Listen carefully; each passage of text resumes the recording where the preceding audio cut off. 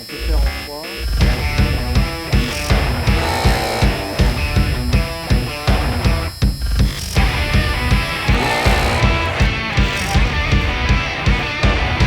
Eh bien, bonjour à tous, je suis Hubert Guillot, je suis journaliste spécialisé dans les nouvelles technologies et je m'occupe d'un site qui s'appelle internetactu.net.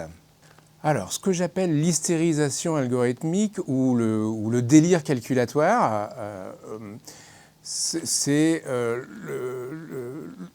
le pas dans lequel nous allons commencer à tomber, c'est-à-dire les capacités de calcul démultipliées qui produisent du calcul pour du calcul.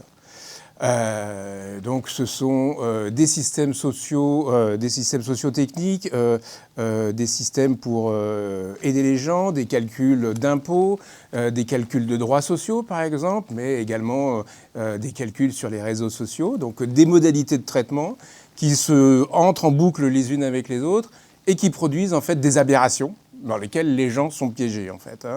L'un des exemples qu'on pourrait prendre, par exemple, c'est bien évidemment les modalités de calcul des étudiants, donc des lycéens en fait, pour les faire rentrer dans des études supérieures, où ils doivent, c'est à partir de leurs notes, de leurs résultats scolaires, sont produits des moyennes,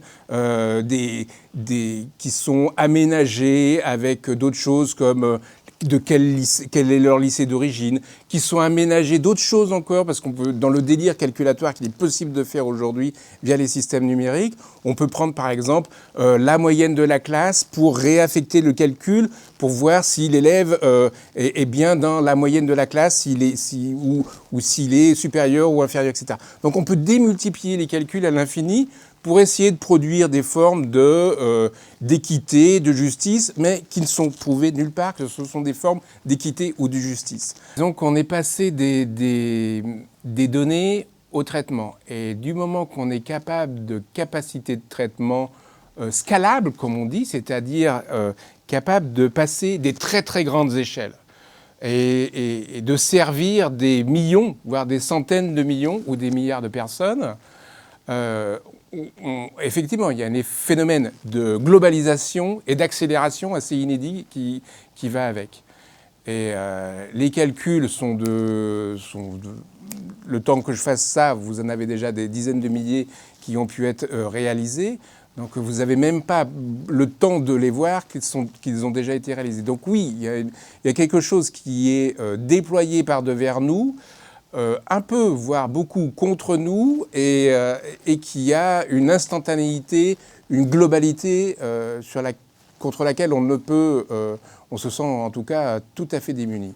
Et oui, sur les changements de ces dernières années, effectivement, alors il ne faut pas vraiment croire que c'est la Startup Nation, comme on dit en France, c'est-à-dire des services de start-up très innovants qui se mettent en place depuis quelques années seulement. Non, non, l'effort d'informatisation est profond, il est ancien, il commence dans les années 90 vraiment, dans des services publics par exemple, mais pas seulement. Moi c'est un exemple que j'aime bien prendre, donc c'est plutôt, on va le prendre dans les services publics. Par exemple, c'est le sociologue Vincent Dubois dans son livre « Contrôler les assistés » qui vient de paraître il y a quelques mois, qui explique très très bien en fait ce mouvement ancien d'informatisation des services publics.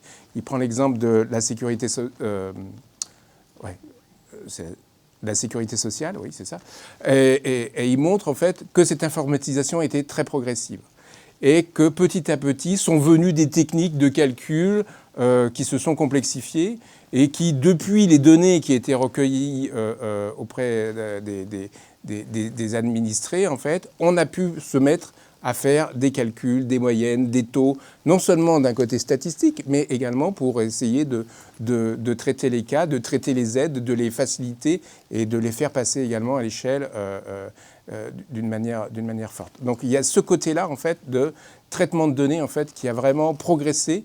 Mais c'est pas si récent que ça, en fait. Alors aujourd'hui, les techniques s'affinent, elles vont de plus en plus vite avec l'intelligence artificielle, le machine learning, etc. Donc des calculs qui sont capables de comprendre ce qu'ils calculent et de s'affiner au fur et à mesure.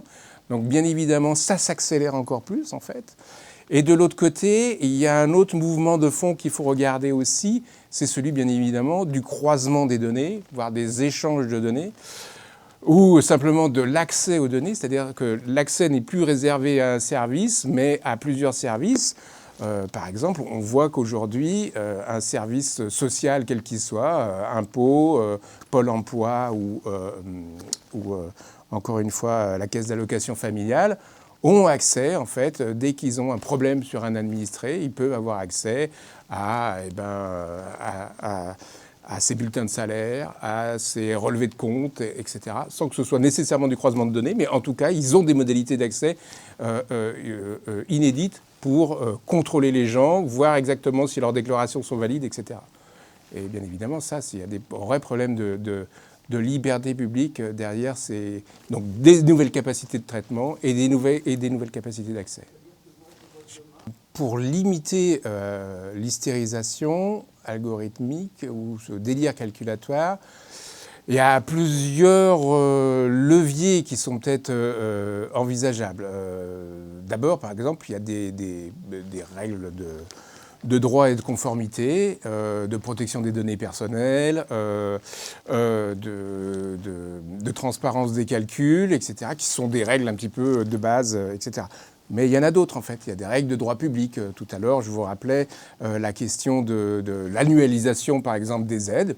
Est-ce que c'est quelque chose qui devrait bouger ou pas? Il semble que non. Alors donc, si ça ne doit pas bouger, eh ben, il faut l'inscrire un peu plus dans la loi et empêcher que les calculs soient trop fréquents, trop mis à jour, etc. L'autre enjeu, par exemple, ça peut être également la question de l'égalité devant le service public. Donc sur Parcoursup, l'égalité voudrait que nous ayons tous accès aux méthodes de calcul locales qui sont faites par chaque université pour classer les étudiants. On peut douter que ça puisse exister pour l'instant, parce qu'il y a des commissions qui les surveillent, mais qu'est-ce qui empêche, par exemple, à une université ou à une licence qui serait extrêmement à droite de classer ses étudiants selon leur nom ou leur nom de famille ou leurs critères d'origine? J'accuse personne, mais en fait, dans la configuration actuelle, ça serait presque possible. Enfin, bien évidemment, il y a le modèle vertueux d'une ville durable, sociale, etc., auquel on aspire tous assez naturellement, mais comment est-ce que ça elle s'implante concrètement? En fait, le risque, c'est bien que l'hystérisation des calculs et les délits calculatoires, en fait, continuent en fait à faire leur œuvre et à se répandre dans tous les services, et même les services, bien évidemment. Aujourd'hui, on les voit surtout dans les services d'État, mais ils risquent de descendre demain dans les services territoriaux, les services de ville, etc. Et le risque est patent que ces délires calculatoires, qui sont ceux qu'on voyait déjà dans la Smart City, de tout calculer en permanence, etc., donc se répandent. Et là, avec la crise, l'épidémie de Covid-19, on a vu de nouveaux effets d'une drôle de ville, en fait. Elle nous a été révélée un petit peu autrement. D'un coup, plein de services sont devenus numériques. C'est-à-dire, maintenant, pour aller dans un musée, vous devez avant vous inscrire sur une plateforme Internet. Donc, quel public est-ce qu'on est en train de faire quitter le musée, en fait, et plein d'autres services publics de cette manière-là? Et le problème, en fait, ou le risque, c'est que cette ville de la souscription, elle se développe, en fait, et qu'on arrive effectivement à un nouveau type de ville qui est une sorte de smart city en plus sombre, en moins compréhensible encore par ses habitants, ou en plus excluante et plus discriminante. C'est ce que j'appelle, moi, la dark city, en fait, la ville noire, qui est une sorte de dystopie de la smart city, mais qui, par des tas de paramétrages, les jauges du nombre de personnes dans les établissements publics, qui d'un coup font créer des files à l'extérieur des bâtiments très importantes. Vous avez, en France, on a beaucoup parlé des magasins clandestins, des restaurants clandestins, etc. Enfin, tout un tas de vocabulaire qui avait entièrement disparu et qui d'un coup renaît avec la crise pandémique. Et je pense que ça pose des questions de fond. Les questions de passe sanitaire, dont on a discuté dans tout le monde occidental, avec quel est son niveau de réglage. Est-ce qu'on le met seulement pour les voyages internationaux, ou est-ce que demain, parce que la crise va revenir ou elle va se renforcer, il faudra l'avoir pour aller chercher sa baguette de pain? Donc la crise Covid a montré en fait qu'on pouvait réaliser de nouveaux types de traitements, de nouveaux types de calculs, de nouveaux types de surveillance et de contrôle qui doivent nous interroger profondément en fait. Est-ce que c'est le numérique que nous voulons? Est-ce que c'est le mode de société qu'on veut? Je pense que là, il y a des questions assez vertigineuses à se poser, notamment en termes derrière, bien évidemment, de liberté publique. Donc, l'un des enjeux en fait pour les villes, il me semble, c'est vraiment essayer de reconcevoir ces calculs techniques, ces outils en fait numériques avec les habitants en fait. Je pense qu'on a vraiment besoin d'une réflexion d'envergure sur chacun des services qu'on peut déployer dans une collectivité, que ce soit des services de parking, des services d'attribution, etc. Le numérique va tout manger, va tout coloniser.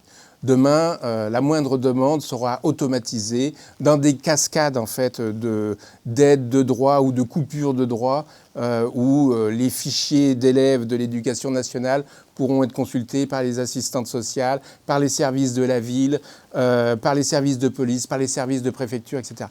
Donc nous entrons dans des cascades de données dans lesquelles il va falloir réfléchir à plusieurs choses.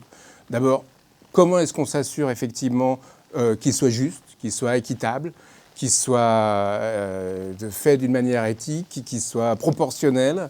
Je pense que là, il y a vraiment des vrais enjeux de réflexion et qu'il faut mener avec les gens, en fait, quoi. Je pense que l'un des gros problèmes, en fait, des services numériques aujourd'hui, c'est qu'ils sont très souvent délégués à des prestataires privés extérieurs qui vous fournissent une boîte, qui réparent un petit peu petit à petit, mais qui ne font pas le service qui est censé être et qui oublient, en fait, que derrière ces chiffres et ces données, il y a des individus, il y a des familles, il y a des enfants, il y a des personnes handicapées. Et voilà. Et il faut revenir à la base.